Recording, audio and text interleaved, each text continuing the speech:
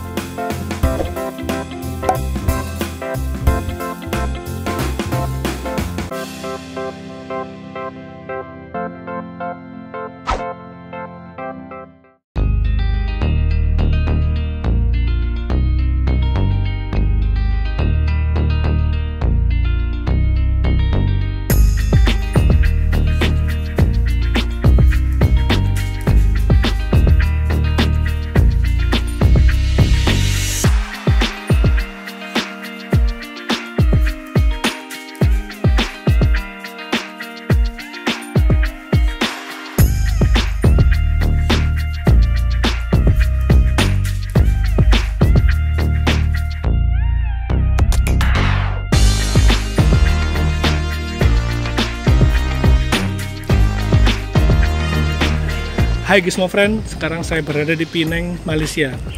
Merupakan salah satu kota wisata yang populer di Malaysia dan sangat banyak dikunjungi oleh orang Indonesia, terutama mereka kesini dengan tujuan untuk berobat. Tapi selain itu, emang di sini merupakan tempat wisata yang keren.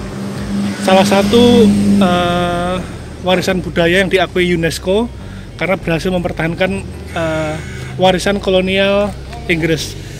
Di sini berada di Georgetown dengan nuansa kota seperti kota tua, banyak bangunan-bangunan klasik dan nuansa Melayu, China, India, Inggris yang bersatu dan mempertahankan tradisi mereka. Saya ke Penang ini atas undangan Xiaomi Indonesia untuk mencoba smartphone terbaru Xiaomi 13T yang memakai teknologi kamera Leica. Nah, ikuti perjalanan saya di Penang untuk jelajah kota ini seperti apa, sekalian mencoba bagaimana kualitas kamera dari Xiaomi 13T. Jangan lupa subscribe dan ikuti sampai selesai.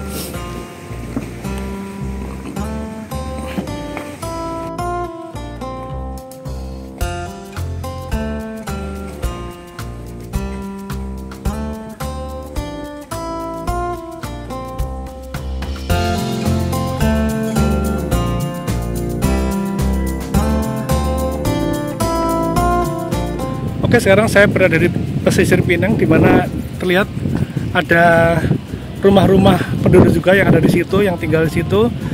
Pinang ini terbagi menjadi dua bagian. Bagian kecil di tempat saya berdiri di sini adalah island atau pulau apa namanya ya, Pulau Pinang lah. Yang mana Georgetown justru berada di sini. Kemudian yang bagian lebih besar lagi adalah di sana.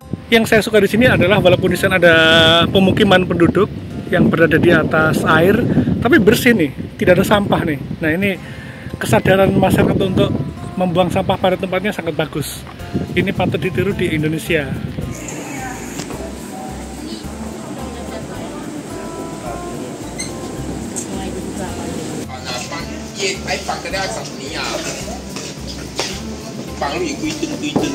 Malaysia佢哋地橋都係等。所以每等於靠北靠北啊，你冇出票啊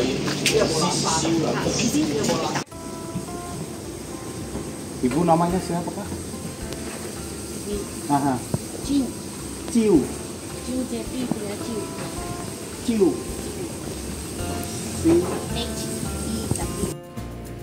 Selamat siang Mas Bea. Selamat siang Mas. Sekarang kita lagi di Pinang nih. Gimana selama beberapa hari di sini?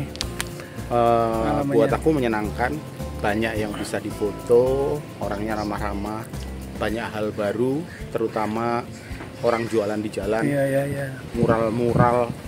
Jadi objek menarik untuk difoto ya? Ya betul. Nah, selama di sini motretnya pakai apa nih perangkatnya?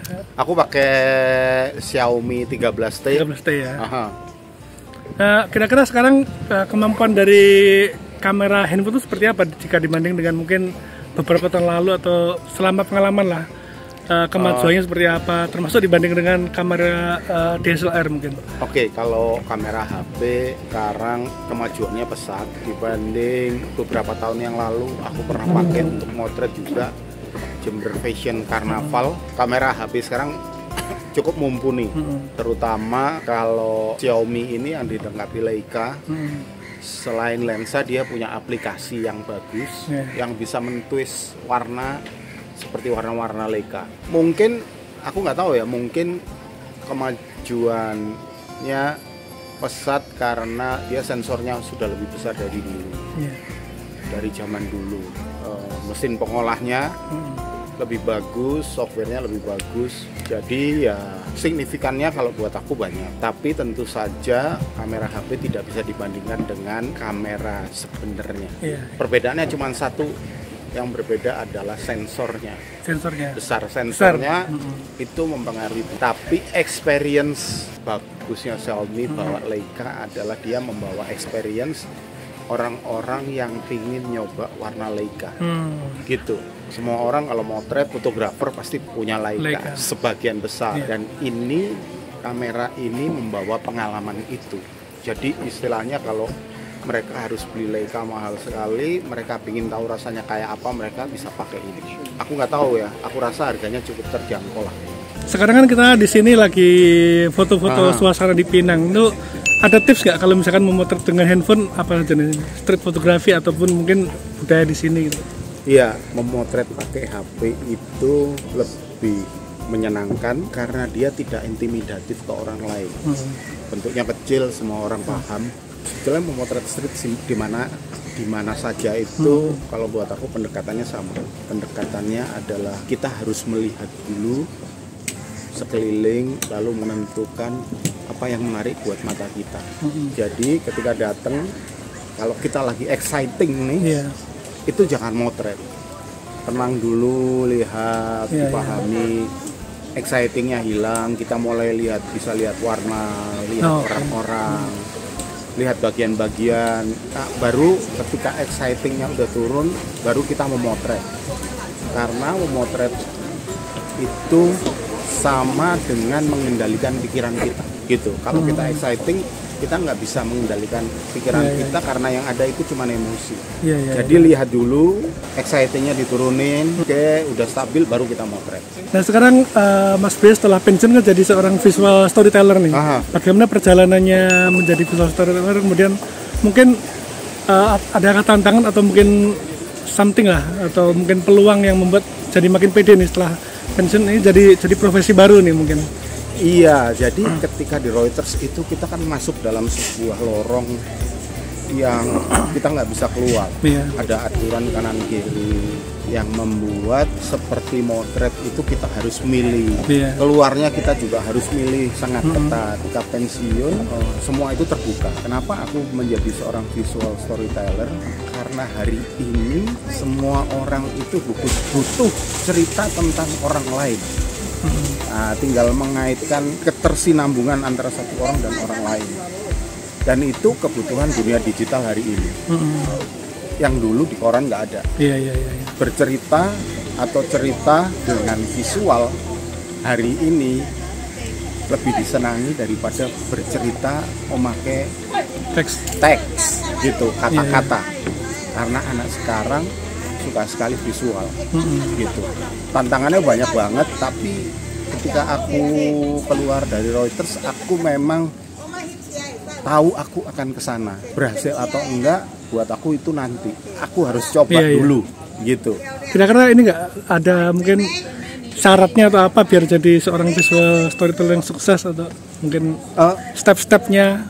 Harus bisa nulis yang pertama. Bisa nulis ya? Nulis. Tetap itu yang utama ya? Yang utama bisa nulis cerita. Kalau nulis cerita bisa, tinggal tulisan itu dikonvert jadi visual. Jadi nggak langsung berangkat motret, tapi berangkat membuat cerita dulu. Oke. Gitu. Oke. Menarik sekali inspirasinya. Semoga semakin sukses dan sehat terus, Mas Buya Wiharta. Terima kasih.